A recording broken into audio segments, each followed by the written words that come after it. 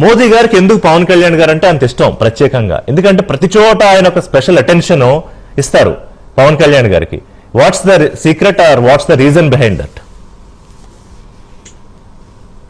ఋషి గారు, అందరికీ నమస్కారం. నమస్కారం అండి.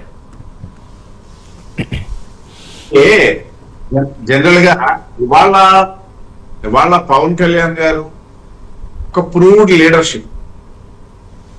సరే, నా ముందు మాట్లాడినటువంటి ముగ్గురు కూడా చాలా చక్కగా దాన్ని ఎస్టాబ్లిష్ చేశారు. అందుకంటే నేను ఎక్కువ చేయగలనని నేను భావించట్లేదు. సో ఇవాళ పవన్ కళ్యాణ్ గారిని పొగడ్డానికి సిద్ధంగా ఉన్న వాళ్ళు ఉన్నారు, లేకపోతే పవన్ కళ్యాణ్ గారు ఉప ముఖ్యమంత్రి కాబట్టి వారి దగ్గరికి వెళ్ళడానికి సిద్ధంగా ఉన్న వాళ్ళు కూడా ఉంటారు. నేను చెప్పేది రాజకీయ పని అదేలేండి. కానీ ఒకనాడు నరేంద్ర మోడీ గారి దగ్గరికి పవన్ కళ్యాణ్ గారిని మా సోము వీర్రాజు గారు మొన్నటి వరకు మాకు రాష్ట్ర అధ్యక్షులు, మళ్ళీ ఇవాళ్లే ఎమ్మెల్సీ వారికి శుభాకాంక్షలు కూడా మీరు ప్రస్తావన తీసుకొచ్చారు కాబట్టి ఎమ్మెల్సీకి ఏకగ్రీవం అయ్యారు. అలాగే నాగబాబు గారికి, మిగతా ఎమ్మెల్సీలకు కూడా మా వీర్రాజు గారికి కూడా శుభాకాంక్షలు తెలియజేస్తూ, ఇదే వీర్రాజు గారు పవన్ కళ్యాణ్ గారిని తీసుకొని నరేంద్ర మోడీ గారి దగ్గరికి వెళ్లారు 2014 ఎన్నికలకు ముందు. రైట్. ఏదైతే జనసేన పార్టీ ఆవిర్భావించిన కొద్ది రోజుల్లో.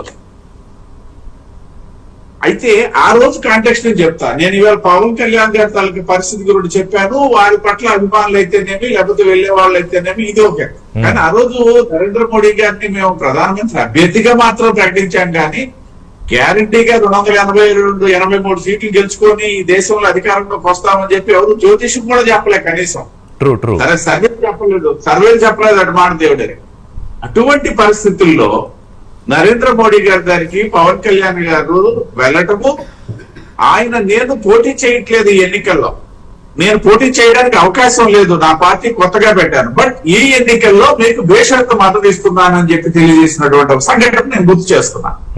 అంటే దానికి ఒకటి, నరేంద్ర మోడీ గారు అంతకు ముందు గుజరాత్ ముఖ్యమంత్రిగా, ఆ తర్వాత మేము ప్రధానమంత్రి అభ్యర్థిగా ప్రకటించిన తర్వాత దేశంలో వస్తున్నటువంటి సానుకూల పవనాలు, వారి పట్ల ఉన్నటువంటి ఆలోచన ఒక నేపథ్యం అయితే, ఇంకొక నేపథ్యం ఏంటంటే పవన్ కళ్యాణ్ గారికి ఇందాక పెద్దలు చెప్పారు, ఆయన కాంగ్రెస్ వ్యతిరేకి. ప్రత్యేకించి నేను చెప్తా, యాక్చువల్ గా పవన్ కళ్యాణ్ గురించి మాట్లాడాలనేసి అంటే ప్రజారాజ్యం పార్టీ గురించి కాకపోయినా అందులో భాగమైనటువంటి యువరాజ్యం దగ్గర నుండి మనం తీసుకున్నట్లయితే, యువరాజ్యానికి అధ్యక్షులుగా ఉన్నారు ఏదైతే యూత్ వింగ్, ఆ రోజు నుండి తీసుకునేటప్పుడు ఎప్పుడు చిరంజీవి గారి తాలూకా ఒపీనియన్ ని వ్యతిరేకించారండి ఆయన. ఎప్పుడైతే కాంగ్రెస్ తో కలిసి చిరంజీవి గారు ప్రయాణం సాగిస్తానని అన్నారో ఆ రోజు వ్యతిరేకించడం జరిగింది. అన్నా అగ్రజుడు, ఈయన ఉన్నతికి ఆయన కారకుడు, ఇవన్నీ అంగీకరిస్తూనే రాజకీయంగా ఆ నిర్ణయాన్ని ఆయన వ్యతిరేకించినటువంటి సందర్భాన్ని నేను కోట్ చేస్తున్నాను. కరెక్ట్. సో ఆ విధంగా కాంగ్రెస్ వ్యతిరేక భావజాలం. అదే సందర్భంలో చిరంజీవి గారు కేంద్ర కేబినెట్ లో ఉన్నప్పటికీ, క్షమించాలి, సహాయ మంత్రిగా ఉండేవారు. అప్పుడు వారు సహాయ మంత్రిగా ఉన్నప్పటికీ కూడా కాంగ్రెస్ వైఫల్యాలు, మా వెంకయ్యనాయుడు గారు అన్నట్టుగా A-to-Z కుంభకోణాలు, ఈ నేపథ్యంలో ఒకవైపు నరేంద్ర మోడీ గారు ఈ దేశానికి అవసరము అని చెప్పేసి మాకంటే ఎక్కువగా గుర్తించినట్టు, ముందుగా గుర్తించిన మాట నేను అనలేను, కానీ మాకంటే భారతీయ జనతా పార్టీ కార్యకర్తల కంటే ఈ ముందు ఎక్కువగా గుర్తించినటువంటి వ్యక్తి పవన్ కళ్యాణ్. ఆ నేపథ్యంలో బేషరతుగా మాకు మద్దతు తెలియజేయడం జరిగింది. అయితే ఇక్కడ గమనించాల్సింది ఏంటంటే, తెలుగుదేశం పార్టీ తర్వాత మేము అలయన్స్ లోకి వెళ్ళాం. అలయన్స్ లోకి వెళ్ళిన తర్వాత ముగ్గురం కలిసి పనిచేసాం, విజయం సాధించాం.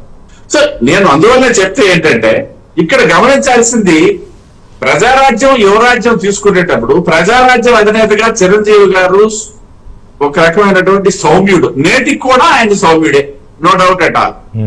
అదే సందర్భంలో యువరాజ్యం అధినేతగా ఉన్నటువంటి పవన్ కళ్యాణ్ గారు ఖచ్చితంగా ఈయన సౌమ్యుడు కాదు, ఈయన ఒక రకంగా రెబల్ ఆ రోజుల్లో. ఓకే, నేను ఎందుకు చెప్తున్నానంటే తర్వాత చెప్తాను. నాకు గుర్తున్నాయి అప్పట్లో ఆయన చేసిన కామెంట్స్, అవన్నీ నాకు గుర్తున్నాయి. ఈయన ఏంటనేసి అంటే, దీనికి షార్ట్ ఆవేశపరుడు. ఒక రకంగా చెప్పాలంటే పవన్ కళ్యాణ్ గారు యువరాజ్యం అధినేతగా ఉన్నన్నాళ్ళు ఆవేశపరుడు, ఆయన సౌమ్యుడు, ఈయన ఆవేశపరుడు.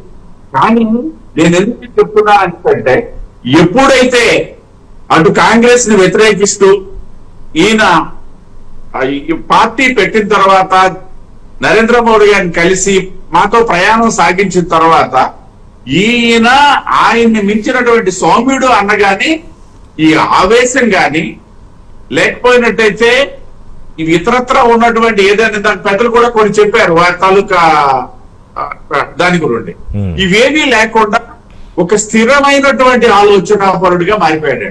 No doubt. ఎందుకు అని నేను చెప్తున్నాను అనేసి అంటే ఇవాళ మనం తీసుకుంటే ఈయన ఇవాళ ఈ 11 సంవత్సరాల జనసేన ప్రయాణంలో తీసుకున్నట్లయితే దేశంలో ఇవాళ పవన్ కళ్యాణ్ గారికి ఈయన పవన్ కాదు సునామీ అని చెప్పినటువంటి నరేంద్ర మోడీ గారి కొటేషన్ ఒకవైపు అయితే ఏ రాజకీయ నేతకు కూడా ఇటువంటి వ్యక్తిత్వ హననం జరగలేదు, ఇటువంటి వ్యక్తిగత ఆరోపణలు ఎదుర్కొన్న నాయకుడు ఇంకెవరు లేరండి దేశ రాజకీయ చిత్రపటంలో. మీరు చూడండి. Okay, entire political picture of the country. Yes, entire picture of the country. మీకు పవన్ కళ్యాణ్ ఎదుర్కొన్నటువంటి వ్యక్తిత్వ హరణం గానీ లేదా విమర్శలు, వ్యక్తిగత విమర్శలు నేను చెప్పేది రాజకీయంగా పరంగా కాదు, రాజకీయంగా నరేంద్ర మోడీ గారు ఎదుర్కొన్నారు, వాజ్పేయి గారు ఎదుర్కొన్నారు, అందరూ ఎదుర్కొన్నారు. రాజకీయాల్లో ఉన్న వాళ్ళకి పర్సనల్ గా క్యారెక్టర్ అసాసినేషన్ ఇనేవే. వ్యక్తిగతమైనటువంటి విమర్శలు పవన్ కళ్యాణ్ గారు ఎదుర్కొన్నట్టుగా ఈవెన్ తమిళనాడు రాజకీయాల్లో కూడా వాళ్ళు వ్యక్తిగతంగా ఏదైనా మ్యాన్ హ్యాండ్లింగ్ కూడా చేసుకున్న సందర్భాలు ఉన్నాయి కానీ ఏదైతే వైసీపీ తాలూకా మనుషులు ఎవరైతే ఉన్నారో నాయకుల దగ్గర అగ్రజ్ఞాన దగ్గర నుండి కూడా నేను చెప్పేది జగన్మోహన్ రెడ్డి గారి దగ్గర నుండి ప్రతి ఒక్కరు సో అయితే అయితే అయితే వీళ్ళిద్దరి అనుబంధానికి తిరుపతిరావు గారు వీళ్ళిద్దరి అనుబంధానికి బీజం 2014లో ఆయన ప్రధాని కాకముందు ఈయన అసలు పోటీ చేయకముందే పడింది. Okay, so that's keep on growing. Growing. రెండోది ఏంటంటే మీకు ఇంకో సంఘటన కూడా చెప్తాను. పవన్ కళ్యాణ్ గారు రాజమండ్రి సెంట్రల్ జైల్లో చంద్రబాబు నాయుడు గారిని పరామర్శించి వచ్చి బయటకు వచ్చిన తర్వాత చేసినటువంటి అసంకల్పిత ప్రకటన ఏదైతే ఉందో, నేను అసంకల్పిత అంటాను, సరైందో కాదు మా సాంబశివరావు గారు సరిదిద్దాలి. ఏమని చేశారు, మేము తెలుగుదేశంతో కలిసి వెళ్తున్నామని చెప్పి ఆ రోజు సగటు భారతీయ జనతా పార్టీ కార్యకర్తగా మీరిద్దరు కలిసి ఉన్నారు. యాక్చువల్లీ టెక్నికల్ గా మేము కలిసి ఉన్నాం. ఇంకా ఇప్పుడు చెప్పకూడదు మేము కూటమిలో ఉన్నాం కానీ తెలుగుదేశంతో కలిసి వెళ్ళడానికి మేము సంసిద్ధంగా లేవు. అవునవును. కానీ వారు ఆ ప్రకటన చేసిన తర్వాత మనకు ఒక రకమైనటువంటి అయోమయం. ఎలాగ మేము కలిసి ఉన్నాము, అటు కలిసి వెళ్తాం అంటున్నారు. వాట్ ఇస్ దిస్ అంటే ఒకటి సమాధానం దొరికింది.